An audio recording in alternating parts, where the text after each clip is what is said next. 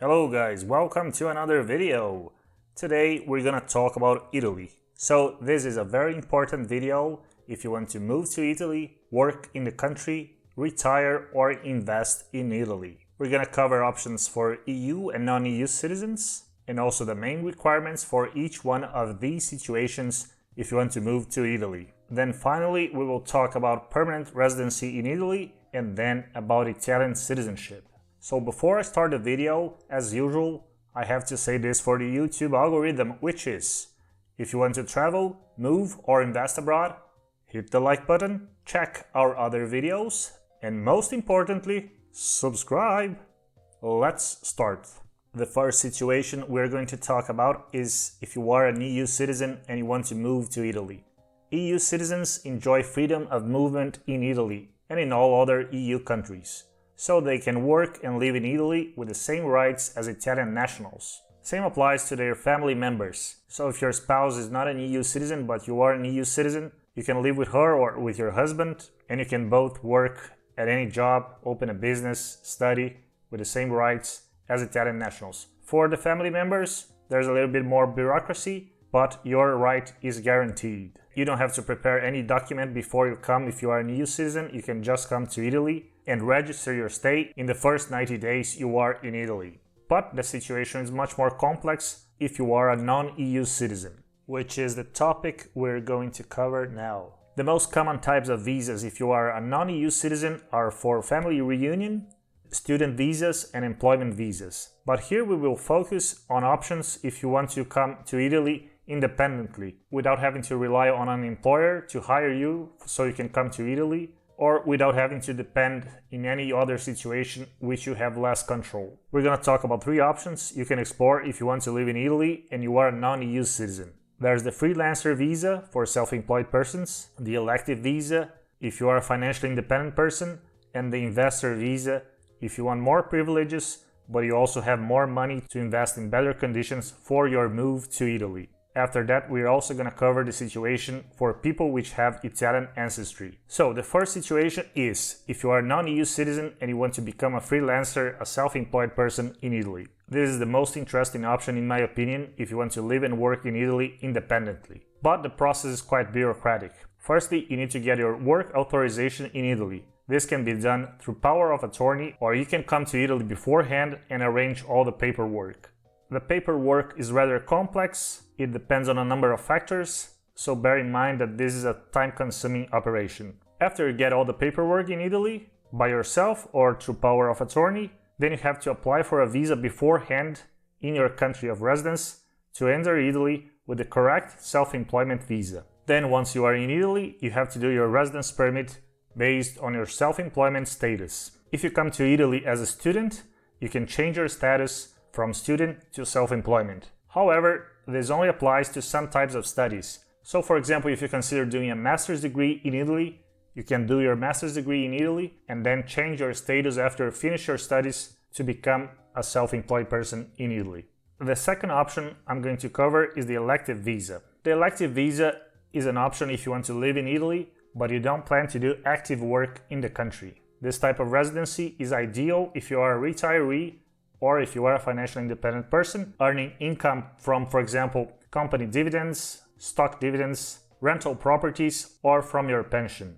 You can combine more than one source of income for this purpose. So for example, if your pension is $1,500 per month and you have a rental income of $2,000 per month, then that would be $3,500 per month and you can apply for the elective residence permit in Italy. The problem with this type of visa is the financial requirements, which are rather high. Currently, you need to show an income of at least 2,600 euros per month in order to be eligible for the elective visa. In my opinion, there are other alternatives in Europe which are much less strict in terms of financial requirements.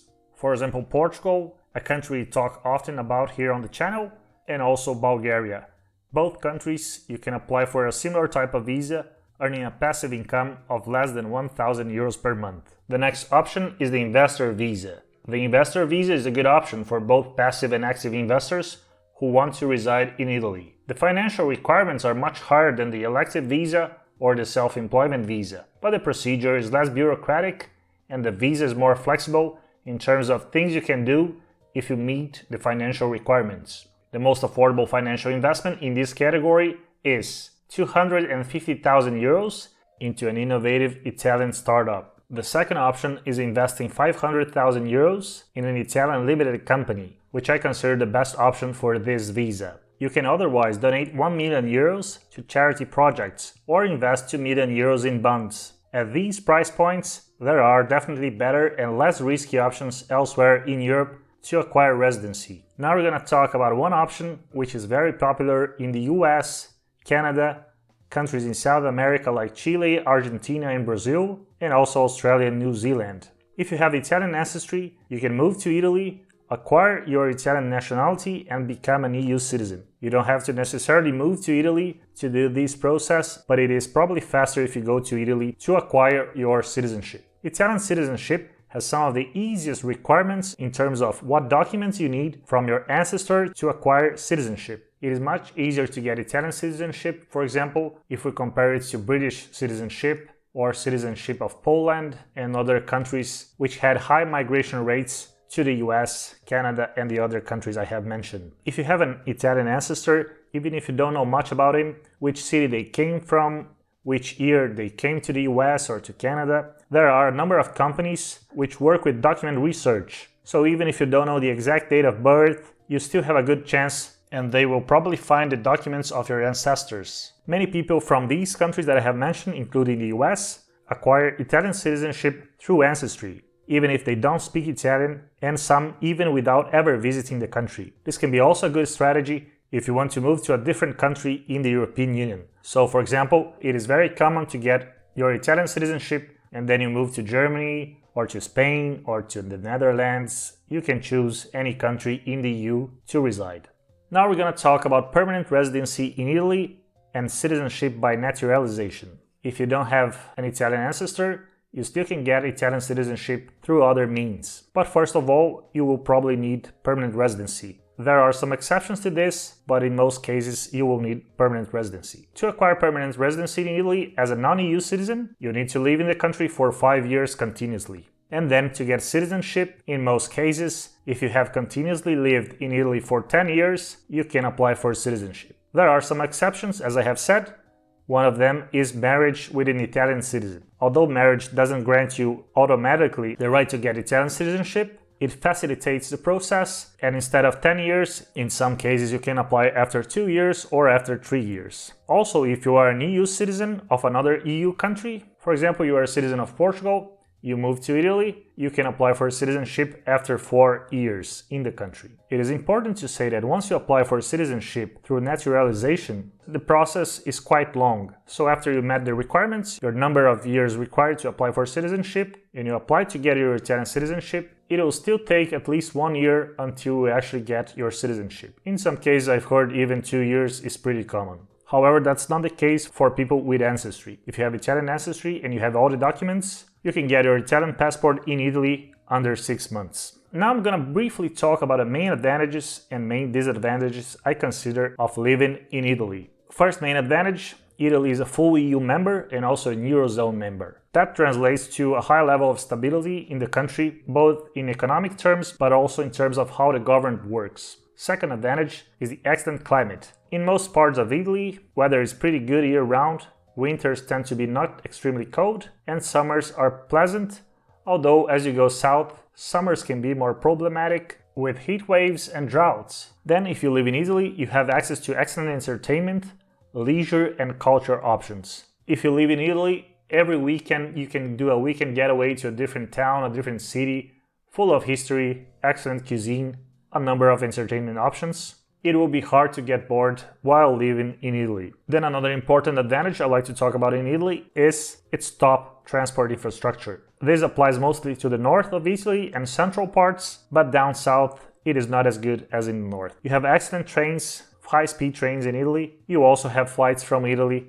to most important capitals in Europe and around the world. Now briefly, 3 disadvantages you have to consider if you want to move to Italy. First one, high taxes. Both at a personal level, but also if you want to run a business, taxes in Italy are almost always high. If you are a self-employed person, now there's a new regime which is called regime forfettario. This one is a little bit better. but in most cases you'll be paying a lot of taxes if you work or invest in Italy. Second disadvantage, slow bureaucratic processes. Every time you need to get something done in Italy, you'll need an extra level of patience. Do not expect that offices work very effectively and in a speedy manner, because that is unfortunately still not the case for most bureaucratic processes in Italy. Then, the final disadvantage I'd like to point out about Italy is the low prevalence of English speakers. Although this is changing, the younger generation has a much better command of English. Italy is still one of the European countries with the lowest prevalence of English speakers across all age groups. Of course, if you move to Italy, I highly recommend you to learn Italian, but in the beginning it might be harder than it would be in other European countries such as Portugal or Germany, or even Bulgaria for that matter. That's it for today's video. If you have any idea, write me a comment below. You can also contact me if you want to move abroad. And if you want to travel, move, or invest abroad, hit the like button, check our other videos, and most importantly, the most important thing about this video, subscribe! See you next time.